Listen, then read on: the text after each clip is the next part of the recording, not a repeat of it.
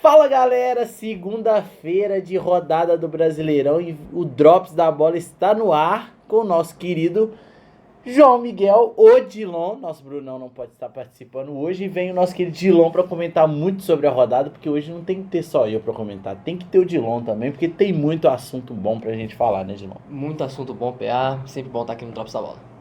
Então vamos começar pelo começo. Vamos começar pelo Galo, que ontem tropeçou contra o Coritiba em casa, né? Saiu na frente com um gol de Hulk e no segundo tempo com gols de Matheus Bianchi e Slimani nos acréscimos da partida. O Galo sofreu a derrota dentro da Arena MRV. Muitos debates ontem sobre a derrota do Galo, desempenho do time em campo, do time de Filipão, questões da torcida, que nós falamos muito nos 11 da Bola hoje. O torcedor tá apoiando o time, o comportamento do torcedor, por que isso está acontecendo. E também a questão do gramado, que foi ontem algo que, né, também chamou atenção. O próximo confronto do Galo é só na próxima quinta-feira, do dia 19, próximo dia 19, no Allianz Parque contra o Palmeiras. O que projetar aí nessa derrota do Galo, Dilon, e como pensar nas próximas partidas? Porque o time estava perto do G4 e tropeçou. Pois é, vinha de uma sequência muito boa, acabou tropeçando logo pro Lanterna, né, que era o Lanterna na rodada, já não é mais, a gente vai falar um pouco disso daqui a pouco.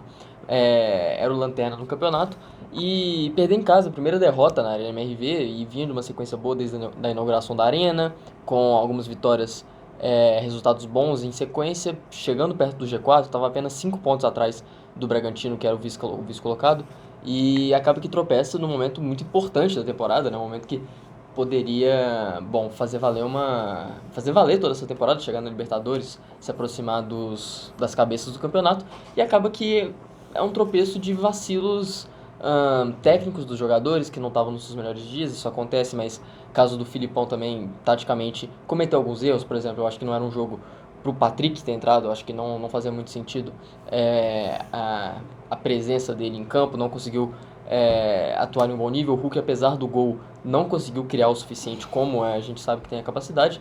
Então o Atlético, no geral, esteve muito mal. Não vou nem falar do desempenho defensivo, né, que foi abismal, né? E esse apagão também, né? Foi um apagão. Esse apagão de você ter o resultado na mão e perder ele pro Lanterna do campeonato, que na teoria é quem talvez se oferece menos, né? Porque é o jogo ideal, você receber o Lanterna do campeonato. É o jogo ideal. E por falar em, né, Lanterna, que agora o Coritiba não é mais, o novo Lanterna do campeonato é o Coelho, né, Tilon? O Coelho saiu na frente do Fortaleza, ganhando de 2-0 com 2 gols do Mastriani, e levou uma virada assim, né, que é meio, poderia ser inexplicável se fosse outro time, mas sendo o América nesse momento do campeonato, depois de tanta coisa que aconteceu com esse time Brasileirão, né, a gente já fica com o pé atrás esperando que o pior pode acontecer. Então o América perdeu de 3-2, tomou virada, 2 assistências do Thiago Galhardo, gol do Imanol Machuca, que é um bom jogador, gol do Lutero, que tá fazendo gol a roda lá no Fortaleza, e assim, perdeu para um time que é organizado também. Sim. Vale ressaltar, eu queria que você destrinchasse um pouco. E para a próxima partida do América, na próxima quarta-feira, dia 18, né? Daqui a 2 semanas, para a data FIFA, depois volta, o América recebe o líder do campeonato. Pois é, então, é o que você falou, o América, não dá para duvidar da capacidade desse time de fazer o pior acontecer, né? Eu queria destacar positivamente o desempenho do Mastriani, que é um cara que faz uma boa temporada pelo clube, né? Ele vem jogado muito bem, faz seus gols, é um cara de muita qualidade. O Mastriani, uma ótima contratação do diretoria do América. E quando chegou não tinha muito espaço, né? O Mastriani chegou, teve um momento que o América tinha 5 centroavantes no elenco, que era Luiz, o Wellington Paulista, Mikael, Mastriani e Henrique Almeida. E o Mastriani jogava muito pouco, e o Wagner Mancini dava prioridade para outros caras, como o Wellington Paulista, o próprio Luiz Boi Bandido e o Henrique Almeida. Então, assim, né? Pois é, e o Mastriani só conseguiu espaço depois das boas atuações na Sul-Americana, né? Foi só depois disso que ele conseguiu o espaço no time, e desde então ele vem sendo a referência do América, o melhor jogador do time da temporada, fez 2 gols, só que o América não estava pronto para a reação. O América sentou no resultado, o que é natural de acontecer, mas não estava pronto para a reação do Fortaleza, que jogou muita bola logo depois de ter tomado os 2 gols.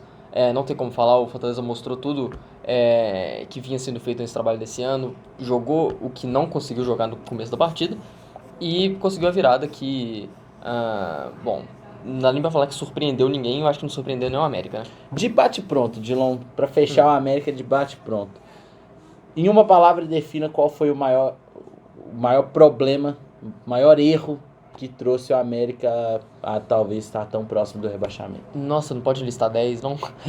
Eu acredito. Por isso que eu falei uma só, porque eu sabia que você ia ficar...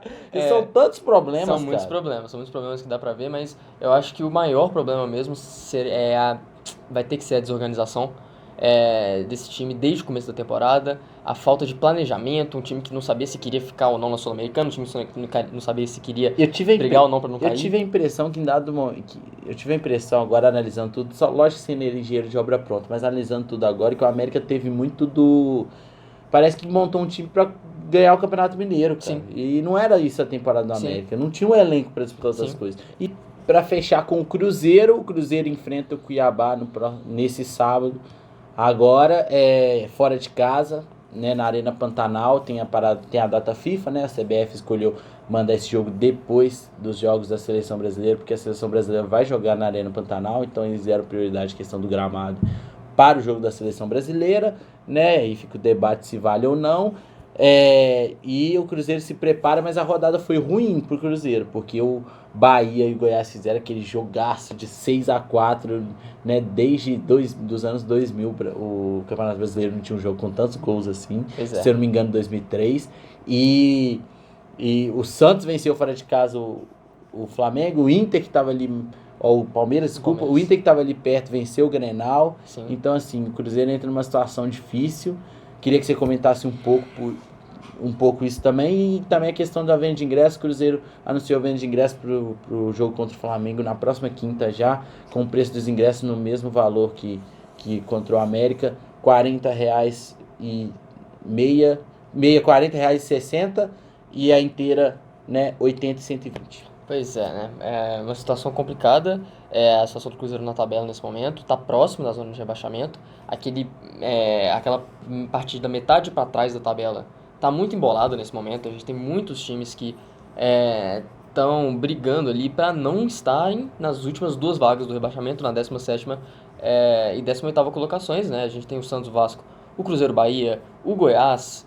São vários times que estão ali com pontuações parecidas.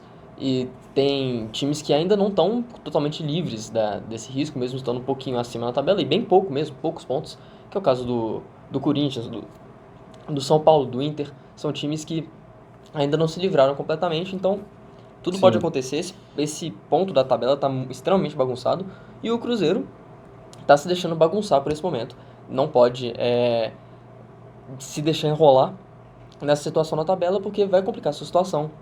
Não vai poder tropeçar eventualmente. Então, é uma situação complicada que o Cruzeiro está se encontrando na tabela. Está muito próximo da zona e tem que tentar encontrar uma sequência boa para dar uma respirada no ano, porque a reta final do campeonato está chegando, e brigar para não cair nesse final embolado, com esses times embolados, é uma situação muito difícil.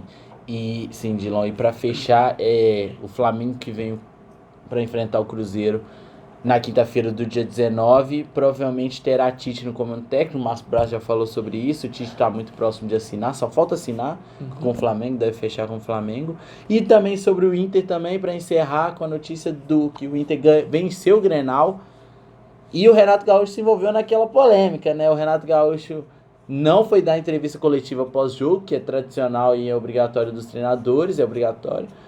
E o Renato Gaúcho não foi na entrevista coletiva. O presidente Alberto Guerra falou que não sabe por que dessa decisão. E logo depois o Renato foi flagrado no aeroporto pegando um voo para o Rio de Janeiro logo depois da partida, né? O Renato também falou sobre isso e falou que o clube sabe da decisão que ele tomou, que foi avisado e que todo mundo sabia que ele tinha um voo. Então, assim, né, fica essa questão aí. Logo depois de um jogo tão importante, o Renato, né, já foi buscar um voo e a torcida do Grêmio ficou na bronca. Fechou? Né, vamos fechando por aqui o Drops da Bola de hoje. Se inscreva no canal, deixe seu like, ative o sininho, as notificações para saber de tudo que tá por dentro. Não só do Drops da Bola, mas do Donos da Bola, de todas as outras programações da Band Minas, como o nosso querido Maracanã no Brasil Gente, a Rádio Band News aqui, ó. A rapaziada que trabalha bastante.